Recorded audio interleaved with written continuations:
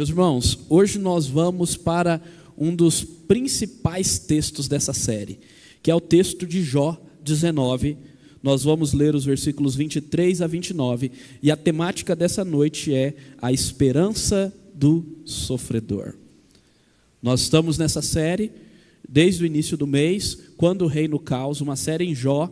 Nós vimos o capítulo 1, capítulo 2, capítulo 3, e agora demos um salto, vamos lá para o capítulo 19, porque o livro de Jó é muito grande e nós não vamos conseguir acompanhar todo o livro em exposições contínuas, mas nós vamos ver o que foi dito do capítulo 4 ao capítulo 19, para entender o que está sendo dito aqui, nessa porção particularmente, onde Jó expressa a sua fé, a sua esperança, e é o texto que é texto base para essa série, a esperança do sofredor.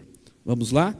Jó 19, 23 a 29, o texto diz: quem dera fossem agora escritas as minhas palavras, quem dera fossem gravadas em livro, que com pena de ferro e com chumbo, para sempre fossem esculpidas na rocha, porque eu sei que o meu Redentor vive, e por fim se levantará sobre a terra. Depois, revestido este corpo de minha pele, em minha carne verei a Deus, e o verei por mim mesmo, os meus olhos o verão, e não outros. De saudade o meu coração desfalece dentro de mim. Se vocês disserem, como o perseguiremos, e a causa deste mal se acha nele mesmo, então tenham medo da espada, porque tais acusações merecem o seu furor, para que vocês saibam que há um juízo. Vamos orar mais uma vez? Pai, obrigado por essa porção que nós acabamos de ler.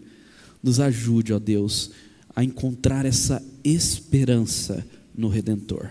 Esperança que Jó tinha, mesmo em meio aos seus sofrimentos e às acusações que ele estava recebendo de seus amigos. Que nós possamos ter essa mesma esperança no nosso Redentor. Em nome de Jesus, amém. Eu tenho falado constantemente que entender o livro de Jó, para entender o livro de Jó, é preciso entender que Cristo veio ao mundo para sofrer em nosso lugar. E que Jó, ele tem um propósito ímpar de apontar para Cristo em todas as suas páginas. Ele tem esse propósito ímpar de mostrar um outro servo sofredor. Jó era o servo de Deus que sofreu de maneira injusta. E houve outro servo que sofreu muito mais do que Jó de maneira injusta, e esse outro muito mais do que Jó, porque esse outro nunca pecou. E ele sofreu em nosso favor. Então Jó tem esse propósito de mostrar Deus, de mostrar o amor de Deus, de mostrar o amor de Cristo.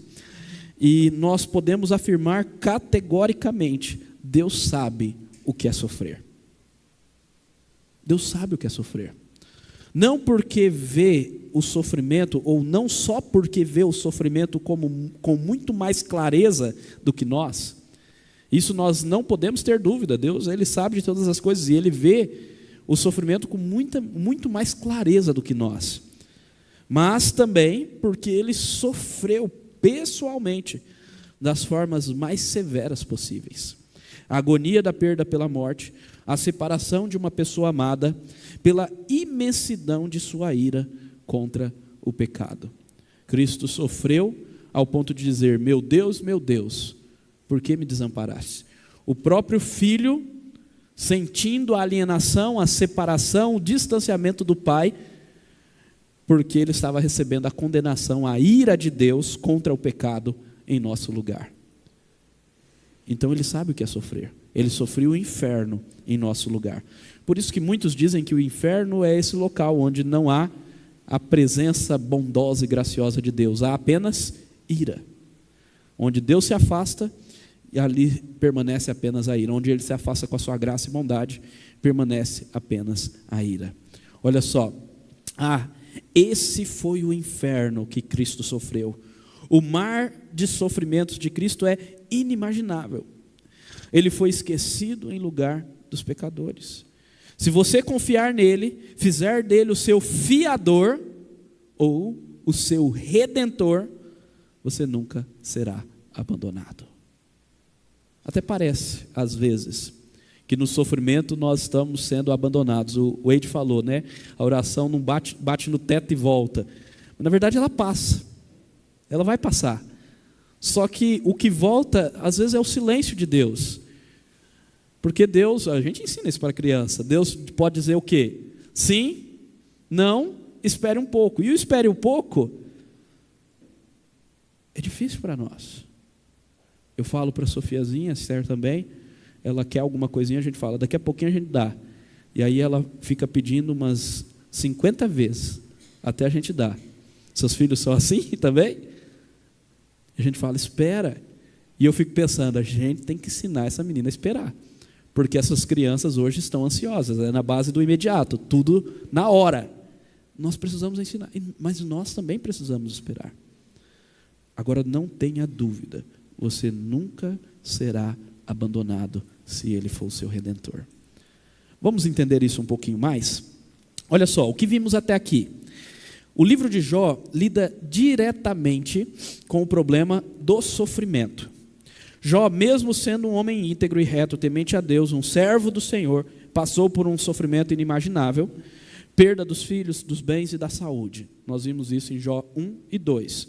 Jó, a princípio, não peca e nem blasfema contra o Senhor. Até um exemplo para nós suportarmos o sofrimento com perseverança. Mas eu expliquei que se nós tivéssemos só o capítulo 1 e capítulo 2 de Jó, Jó seria um fardo para nós. Por quê? Porque nós não conseguiríamos jamais sermos tão fiéis como Jó foi. E nós precisamos de um Redentor. E Jó também precisava de um Redentor. Porque apesar de sua fidelidade, ele foi fiel ao Senhor e não blasfemou contra o Senhor. Mas apesar disso, depois de alguns meses de sofrimento, ele tem o seu coração desamparado. Ele se sente desamparado. E após a chegada de 3 amigos, Elifaz, Bildade e Zofar, nós chamamos de amigos, mas vocês vão ver hoje que eles são amigos, como o nosso ditado, da onça. Eles são uns amigos que são um pouquinho difíceis. E esses 3 amigos chegam, ficam 7 dias em silêncio com Jó, e Jó então rompe o silêncio, lamentando, amaldiçoando o seu nascimento. E nós vimos na semana passada que foi um erro. Ele errou, mas mesmo assim o Senhor teve misericórdia e graça com Jó, e nós podemos aprender algumas coisas com o lamento de Jó, como vimos semana passada. A partir daí começa uma série de diálogos entre Jó e seus amigos, nos quais basicamente os amigos culpam Jó por seu sofrimento, afirmando ele estar em pecado, e Jó se defende das acusações. Quer ver isso? Olha só, os 3 amigos. O primeiro é Elifaz, ele é o primeiro a falar. Ele fala a partir aí do capítulo 4, se vocês quiserem ir acompanhando aí, eu até havia sugerido aos irmãos para lerem, não sei se vocês conseguiram ler, mas rapidamente um resumo. Então no capítulo 4, e ele determina o teor das próximas falas, são falas moralistas, há um moralismo religioso altíssimo nas falas dos amigos. Sua fala baseia-se na experiência. Lá no capítulo 5, versículo 3, ele diz: eu mesmo vi o insensato lançar raízes, eu mesmo vi. Então ele está falando com base na sua experiência. E qual é a sua experiência? A experiência é que alguém que é íntegro não sofreria isso. Então Jó tem pecado. Essa é a ideia. Ele está acusando Jó. Jó, você pecou, por isso que você está sofrendo. A sua fala pode ser entendida como a teologia certa no momento errado. Existe uma pregação do pastor Iago Martins, exatamente nesse tema, no texto do capítulo 4 e capítulo 5. A teologia certa para o momento errado. Então, pode ser entendida dessa forma, pois ele não está plenamente errado nas suas afirmações. Se você ler esse texto, tanto a fala de Elifaz como dos outros amigos, nós vamos ver afirmações que aqui estão isoladas, mas são afirmações que são corretas em algum momento, ou algumas afirmações estão corretas e são citadas em outro texto bíblico. Contudo, para este momento, essas afirmações estão incorretas, e porque eles estavam falando com base numa moralidade ou num legalismo errôneo. Por exemplo, olha uma afirmação correta que Paulo cita. 5,13.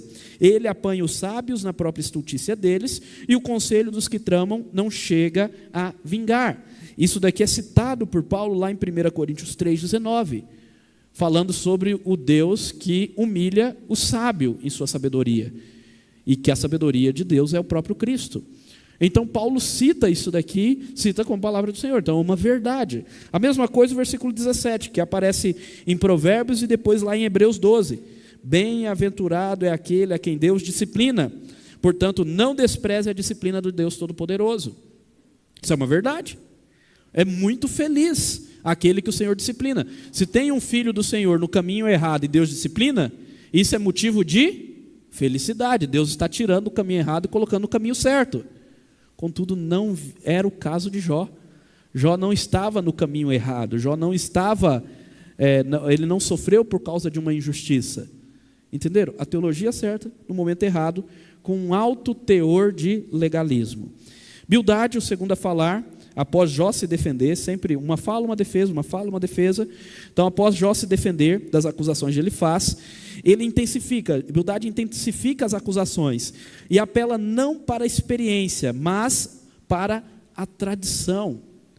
Ele vai nos antigos, olha, os antigos, antigamente e tal, e a tradição mostra mais uma vez que ele está se baseando em quê? Religiosidade, moralidade, moralismo religioso, e não na graça. Ele não conhecia Deus de fato. É isso que está acontecendo. Zofar é o terceiro a falar, e ele apela para a legalidade, afirmando que as falas de Jó não ficariam impunes. Olha só, capítulo 11, versículos 2 a 6. Será que todas essas respostas ficarão sem resposta? Por acaso tem razão o falador? Está falando contra Jó. Você pensa, Jó, que o seu palavreado fará calar os homens? E quando você zomba, pensa que não haverá ninguém que o envergonhe? Pois você diz, a minha doutrina é pura, eu sou limpo aos olhos de Deus. Mas quem dera Deus falasse e abrisse os seus olhos contra você e lhe revelasse os segredos da sabedoria, pois a verdadeira sabedoria é multiforme. Saiba, portanto, que Deus permite que seja esquecida parte da sua iniquidade. Olha só a fala de Zofar. Já pensou? Você chegar para alguém que está sofrendo e falar assim, ó, quem dera Deus viesse com juízo sobre você. A sua queixa não vai ficar impune, você vai sofrer mais. Consolador, né? Sabe o que é interessante? Isso acontece nas igrejas. Vocês já viram aquele filme? Agora eu posso errar o nome do filme. O Céu é Real, o Céu Existe, de uma criança que estava com câncer e tal, e aí sonha com o céu no seu coma. E como? O céu é de verdade, o céu é de verdade. Isso mesmo, o céu é de verdade.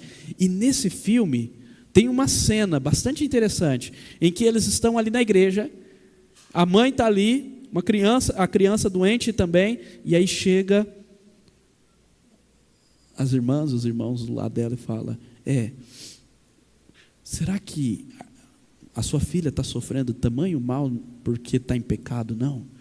Vocês têm que pedir perdão a Deus pelo pecado de vocês. Será que é vocês que estão em pecado? E a mãe fica indignada. Como assim? Não é assim que acontece?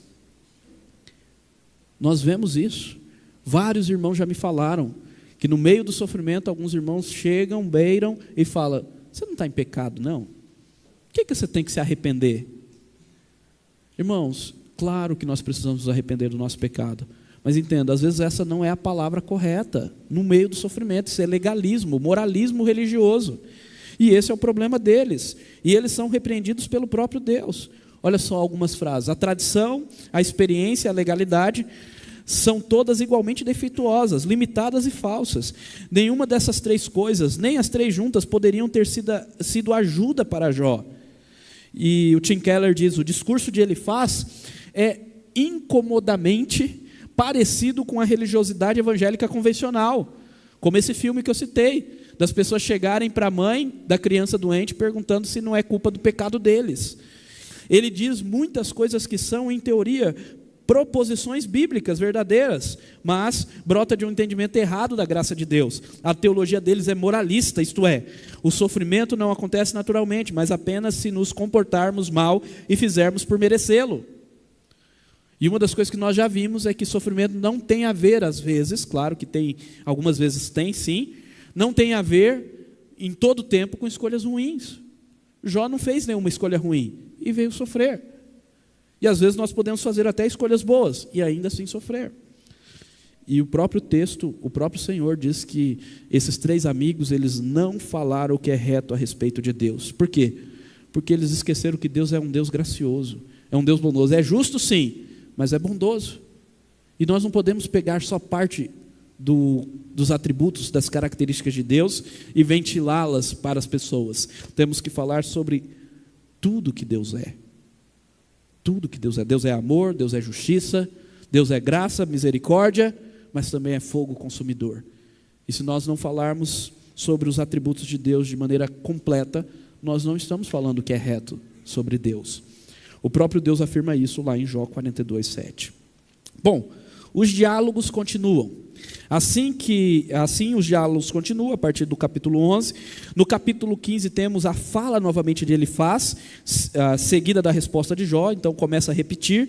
No capítulo 18 nós temos a fala de Bildade, seguida da resposta de Jó, que se encontra no capítulo 19 e é o texto que nós vamos meditar nesta noite. No capítulo 19, Jó inicia a sua defesa pessoal contra a fala de Bildade, culpando o próprio Deus. Agora Jó também está errado. Ele culpa o próprio Deus. Olha lá o versículo 6. Então saibam que Deus foi injusto comigo e me cercou com a sua rede. Saiba que Deus foi injusto comigo. O que está acontecendo aqui? Está acontecendo que Jó, apesar de não abrir mão que ele era justo, que ele não pecou, ele continua firme na sua crença e na sua justiça, mas ele começa a ceder e culpar Deus. Ele está falando, Deus foi injusto. E ele vai ser repreendido quanto a isso posteriormente. Posteriormente, na fala tanto de Eliú, que é um quarto personagem que aparece, depois eu vou falar sobre ele, e também na fala do próprio Deus, Jó é corrigido. Mas viram, ele cede e ele culpa Deus. E no versículo 21, ele pede misericórdia, olha, tenham pena de mim, meus amigos, tenham pena de mim, porque a mão de Deus me atingiu. Por que vocês me perseguem, como Deus me persegue e não cessam de devorar a minha carne? Ele pede misericórdia para os amigos, ele fala, parem de falar mal, parem de falar que eu cometi alguma coisa errada, parem de me culpar, tenham misericórdia de mim.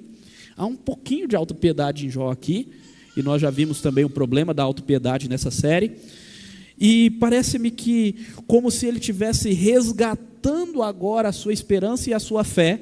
A partir do versículo 23, ele abandona as suas queixas e a sua autopiedade, e ele se volta para o Senhor. Isso é legal, porque assim, ele está no sofrimento, ele tem dúvidas, ele fala algo errado contra Deus, ele se enche, ora de autopiedade, mas ele não abandona a fé.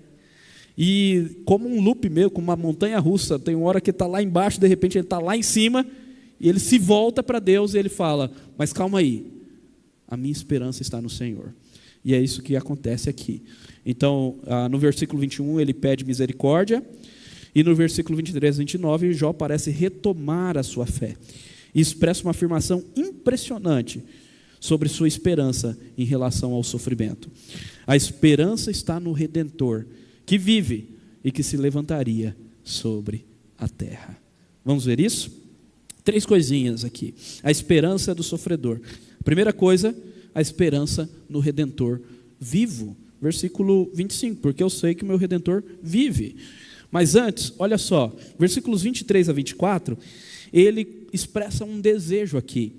Quem dera, isso é um desejo, quem dera fossem agora escritas as minhas palavras, quem dera fossem gravadas em livro, que com pena de ferro e com chumbo para sempre fossem esculpidas na rocha. O que ele está falando aqui? Ele está desejando que as suas palavras fossem eternizadas, que elas se perpetuassem. E talvez um receio de morrer. Alguns comentaristas colocam aqui como um receio de morrer. Ele não sabia se logo ele iria morrer ou não. De certa forma, ele já pediu a morte algumas vezes. E o receio dele de morrer não é pela morte em si, mas talvez por não ver a sua justiça.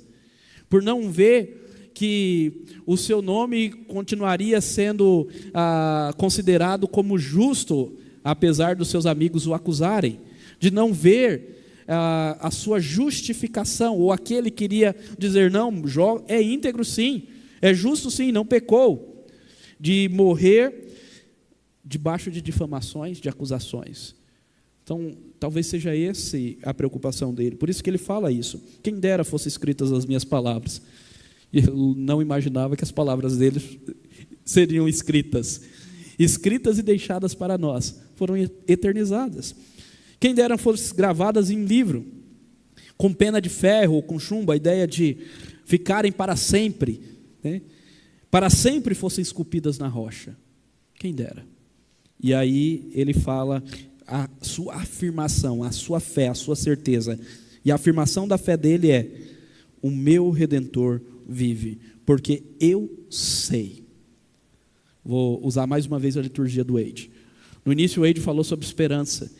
E a esperança que o Wade falou não é a nossa esperança. Ele falou a esperança do mundo, que as pessoas que esperam sem ter muita certeza do que vai acontecer. Essa não é a esperança bíblica. A esperança bíblica não é uma espera sem muita certeza do que vai acontecer. A esperança bíblica, o termo esperança para um judeu, não é incerteza. Um termo esperança, tanto para o judeu como para o cristão, é certeza. Eu sei, eu tenho certeza. Jó não está dizendo algo que ele tinha dúvida. A esperança do Salvador não era algo que talvez iria acontecer. Quando ele fala eu sei, ele está expressando toda a certeza do seu coração. Por quê? Porque fé é a certeza das coisas que se esperam, convicção dos fatos que não se veem. Claro, esperança é em algo que não se vê, mas é certeza. Não há dúvida em Jó aqui. A sua fé era certa. E ele cria em quem? No Redentor que vive. É interessante também esse termo Redentor. Redentor aqui traz a ideia daquele que é o resgatador. No Antigo Testamento há a figura do parente resgatador. Se algum mal acontecesse com você, viria um parente para te ajudar, para te resgatar. Sobre a tua família, ele cuidaria de você. Sobre você, ele cuidaria da sua família. Isso está presente, por exemplo, na questão das viúvas. Por quê? Porque no Antigo Testamento e no período inicial da nossa história, nós sabemos que sempre as mulheres eram as mais desamparadas, tanto as mulheres como os órfãos. E como cuidar destes que eram desamparados e às vezes estavam até à margem da sociedade, através do parente resgatador. Então, se o marido morresse, a viúva dele iria ficar com seu irmão. E o seu irmão tinha a obrigação não só de cuidar dela, mas de prover descendência para o seu irmão. E assim é a ideia, é o parente resgatador. E é esse termo que aparece aqui. Jó está falando, olha, eu sei que aquele que vai me resgatar da minha aflição vive. Só que para Jó não é um parente resgatador, mas é o próprio Deus. Dá-se a entender aqui claramente que ele está falando do Senhor Deus, porque logo em seguida ele vai falar, verei a Deus. O resgatador dele é o nosso Deus. O resgatador dele é divino. E ele tem certeza que Deus está vivo. Que o seu resgatador está vivo. E a esperança dele é que ele se levantaria sobre a terra. Por que eu não estou falando no futuro? Porque aqui em Jó está, se levantará. Porque Jó está antes da vinda de Cristo. Nós estamos depois da vinda de Cristo. Então ele já se levantou. O resgatador se levantaria a seu favor, para trazer a sua justiça, para trazer uma posição favorável à sua vindicação. A vindicação de Jó é que ele era justo, e ele cria que seria justificado pelo seu Redentor, por aquele que viria em seu favor. Olha que coisa maravilhosa. O que é interessante, mais uma vez, o hebraico aqui, é que o termo aqui para terra também pode ser traduzido como pó. Ele se levantaria sobre o pó. Por quê? Porque nós somos do pó. E aponta, sim, para a encarnação do nosso Senhor Jesus Cristo, que tomou corpo, se tornou igual nós, criaturas feitas do pó, para nos resgatar do pecado. Então Jó tinha esperança, certeza de que o seu Salvador, o seu Redentor viria em seu favor. E ele veio, meus irmãos, ele veio em nosso favor, na cruz e no Calvário, e ele retornará para então trazer paz para nós, restauração completa desse mundo e condenação para todos aqueles que continuam nas injustiças. Bom, em segundo lugar, a esperança na restauração plena. Versículo 26. Depois revestido este meu corpo da minha pele, em minha carne verei Deus, ou verei a Deus. Eu verei por mim mesmo, os meus olhos o verão, e não outros. De saudade o meu coração desfalece dentro de mim. O que nós temos aqui? Primeiro, uma crença na cura, ou na ressurreição final. Aqui, há dúvidas, inclusive dos comentadores estudiosos desse texto, porque esse é um texto difícil, é um texto antigo, em hebraico e tudo mais. O que de fato o Jó está falando aqui? Se ele estava crendo de fato na ressurreição final, porque antes ele tem um receio de morrer, por isso que ele pede para escrever as suas palavras, e ele cria então que mesmo que ele viesse a morrer, Deus o ressuscitaria, e ele veria a sua justiça, que é o seu Redentor, ou se ele está crendo na sua restauração física, porque quando ele fala, revestido este meu corpo da minha pele, nós precisamos lembrar que Jó teve feridas em todo o seu corpo, e que ele ficou irreconhecível, os seus amigos não o reconheceram ao vê-lo. Então ele está falando de uma cura física, que esse Redentor traria para ele, revestido este meu corpo da minha pele, em minha carne eu verei a Deus, com os meus olhos eu verei a Deus. Ele tinha uma certeza, que ele seria restaurado, e que isso implicaria em quê? Em ele ver Deus. Essa era a certeza dele, e essa era a esperança dele. Então se ele está falando da cura plena, ou da ressurreição final, ficamos com essa dúvida. Agora pode ser as duas coisas. Por quê? Porque Jó foi curado, e ele mesmo diz que viu a Deus. A esperança dele de ver a Deus com seus olhos foi cumprida lá em Jó 42:5, que ele diz, agora os meus olhos te veem. E também na ressurreição, meus irmãos, porque a nossa justiça ela será no último dia, quando nós ressuscitarmos dos mortos, quando não haver mais dor, não existir mais dor nem sofrimento, então nós veremos o nosso Senhor. E esse era o anseio de Jó. Ele mostra esse anseio, ele fala, de saudade o meu coração desfalece dentro de mim. Saudade de quem? De Deus, de ver a Deus. Você tem saudade de Deus? No sofrimento você sente saudade de Deus?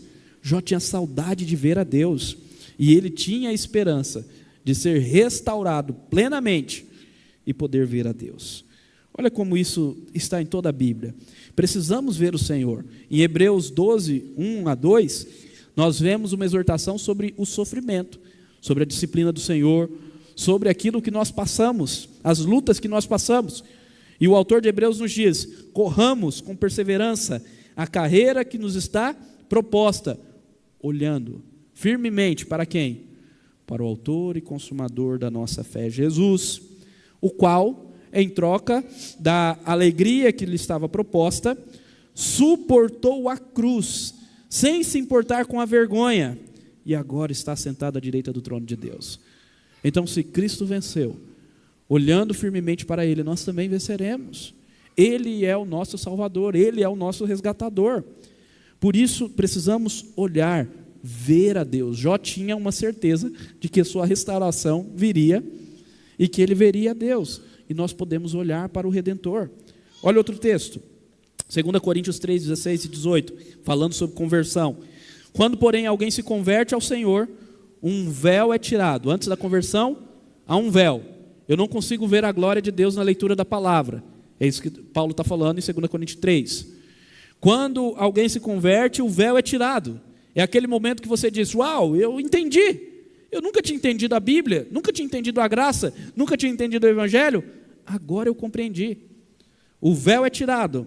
E aí, pulando um versículo, ele diz: e todos nós, com o rosto descoberto, contemplando a glória do Senhor, somos transformados de glória em glória, na sua própria imagem, como pelo Senhor, que é o Espírito. Nós contemplamos o Senhor, ao ver a sua glória na palavra, no Evangelho, hoje como um espelho, Paulo nos diz.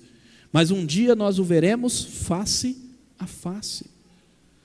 Então a nossa redenção, a nossa restauração, a nossa transformação de glória em glória está em poder ver Deus. Nós precisamos ver Deus, ver o Senhor no nosso sofrimento.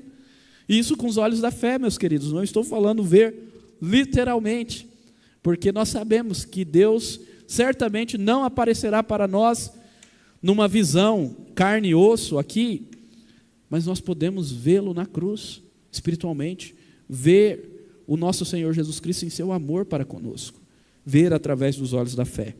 E olha que legal isso daqui. 1 João 3,2: sabemos que quando Ele se manifestar, existe um momento que a gente vai vê-lo face a face, é aqui.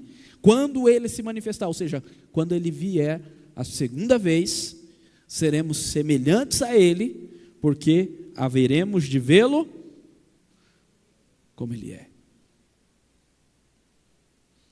Meus olhos verão a Deus quando Ele se manifestar. Entenderam que o texto de Jó pode estar falando sim da cura dele física, aquele momento que ele recebeu a cura, viu a Deus, foi restaurado, mas está também apontando para algo muito mais grandioso, que é a ressurreição, e que o sofrimento pode até nos matar, meus irmãos, mas nós iremos ressuscitar, e nós vamos ver a Deus face a face, e essa é a nossa esperança. Se a nossa esperança está apenas neste mundo, nós somos os mais infelizes de todo mundo. Mas Cristo ressuscitou, sendo as primícias dos que dormem. Esse texto eu li essa semana, lá para os familiares do nosso irmão Camilo, pela despedida do seu irmão. Nós temos esperança, e a esperança está na ressurreição.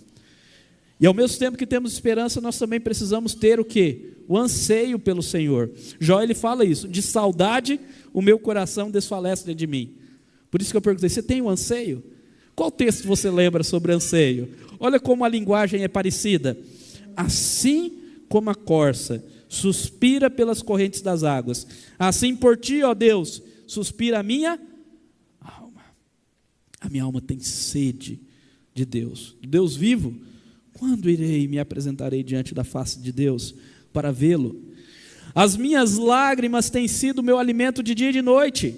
O salmista está passando por um mesmo sofrimento, ou um sofrimento à semelhança de Jó. E ele diz: quando eu irei diante do Senhor? E as pessoas me dizem continuamente: o seu Deus onde está? Lembro-me dessas coisas, e dentro de mim se derrama a minha alma, de como eu passava com a multidão do povo e os guiava em procissão à casa de Deus. Ele está com saudade de ir para a casa de Deus. Parece-me que o salmista aqui estava sendo impedido de ir para a casa de Deus. E ele estava lembrando quando ele ia para a casa de Deus, impedido de ir, com desejo de estar lá. Entre os gritos de alegria e louvor, multidão de festa. Por que está abatido, ó minha alma? Por que se perturba dentro de mim? Espere, esperança. Por quê? Pois ainda o lavarei. A Ele, meu auxílio e Deus meu. Esperar. Certeza de que o nosso Redentor vive e Ele vem a nosso favor. Terceiro lugar, esperança também na justiça de Deus. O versículo 28 a 29, Jó se vira ou se volta para os seus amigos, e ele traz uma advertência contra os seus amigos. Ele se lembra da acusação dos amigos. Se vocês disserem: como perseguiremos? Para Jó, os amigos tinham combinado que eles iriam perseguir Jó. E vocês falarem também: a causa deste mal se acha nele mesmo, essa era a acusação dos amigos. Jó, você está sofrendo porque você pecou. A causa do seu mal está em você. Acha aí o seu pecado, se arrependa e a coisa vai mudar. E aí Jó ele traz a advertência. Então, tenham medo da espada. Tenham medo da espada. Pois tais acusações merecem o seu furor. Furor de quem? Ele não fala, merece o meu furor. Tenham medo de mim. Eu vou me levantar, vou contra vocês. Não. O seu furor. Furor de quem? Do Redentor, que vive, que se levantaria, que restauraria Jó, que Jó viria com seus olhos e que iria ao seu favor também em justiça. Merece o furor dele, porque vocês saibam que há um juízo. A certeza de que há um juízo, ou seja, Deus fará justiça a todos os injustiçados. Outra coisa que nós podemos ter esperança. Parece que nós estamos sendo injustiçados, mas Deus fará justiça. Não podemos ter dúvida disso. Agora, nós não devemos fazer justiça com a nossa própria mão. Nós não devemos vingar a nós mesmos. Nós precisamos entregar tudo ao Senhor. E é isso que Paulo nos ensina. Meus amados, não façam justiça com as próprias mãos, mas deem lugar à ira de Deus. Pois está escrito, a mim pertence a vingança. Eu é que retribuirei, diz o Senhor. É Deus que nos vinga, é Deus que vem com a sua justiça, é Deus que irá retribuir cada um segundo as suas obras, é Deus que vai ir contra os que são injustos a nosso favor. Nós não. Nós precisamos entregar tudo nas mãos de Deus, não fazer justiça com as nossas próprias mãos, não querer vingar o sangue ou a injustiça que nós recebemos, ao contrário, fazer o bem. Esse texto continua exatamente falando isso. Se o seu inimigo tiver fome, dê comida, tiver sede, dê água, faça o bem para ele, não faça o mal, de maneira alguma, porque nós somos como Cristo, nós fazemos o bem. Amém? Bom, o que vem a seguir? Depois dessa fala maravilhosa de Jó, o que vem? Parece que aqui Jó se converteu, está tudo certo, né? Mas ainda não. Jó ainda tem que aprender algumas coisas. E a seguir, os diálogos continuam, nesse mesmo ritmo, até o capítulo 32. Se levanta Zofar agora, acusa Jó mais uma vez, Jó se defende, se levanta outro, Jó se defende, se levanta outro, Jó se defende. Vai até o capítulo 32. Mas no capítulo 32, aparece um novo personagem, um quarto amigo, um jovem chamado Eliú, que não é mencionado anteriormente. Ele aparece do nada e depois ele some do nada. Quem que é esse Eliú? O nome dele é bastante significativo, significa meu Deus, ele é. Meu Deus, ele é. Esse é Eliú. E ele aparece, e muitos comentam que Eliú é um tipo de Cristo.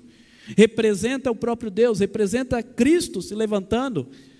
E ele defende Deus, ele repreende, ele como um representante de Deus, repreende os amigos de Jó. Basicamente o argumento dele é: que conversa louca é essa? Vocês ficam falando teologia para alguém que está sofrendo? Para os teólogos de plantão. Ele repreende os amigos de Jó, dizendo que eles estão fazendo má teologia, basicamente. E ele repreende Jó também. Jó não se safa, não. E ele fala para Jó que Jó estava querendo ser mais justo do que Deus. Mas Eliú defende Deus com amor e maestria. É diferente.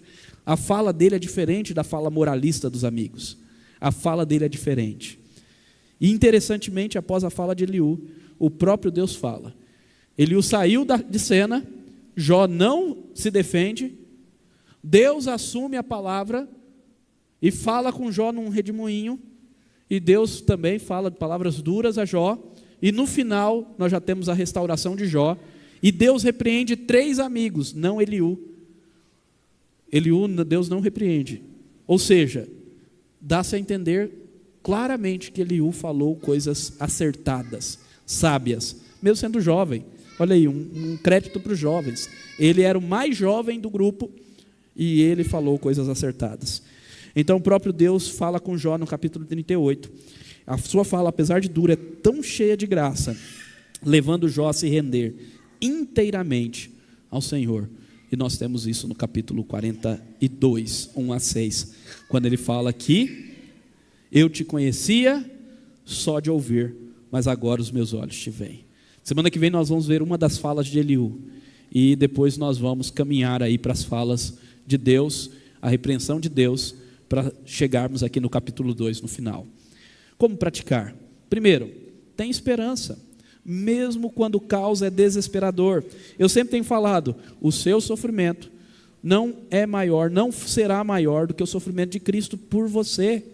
Ele já te resgatou do pior dos sofrimentos, que é o cálice da ira de Deus, que é o afastamento e a alienação completa de Deus, da graça e da bondade dEle, que é a ira dEle sendo derramada. Ele já te resgatou disso. Tem esperança. Tem esperança na certeza que o nosso Redentor vive. Cristo ressuscitou e está vivo. Estava vivo no período de Jó, está vivo agora e vive eternamente. Ele sempre existiu, sempre existirá. E Ele se levanta ao nosso favor. Ele já se levantou sobre a terra e retornará para restaurá-la. Tenha esperança. Creia firmemente na redenção em Cristo. Tenha fé na salvação que Ele já conquistou na cruz, sofrendo em nosso lugar.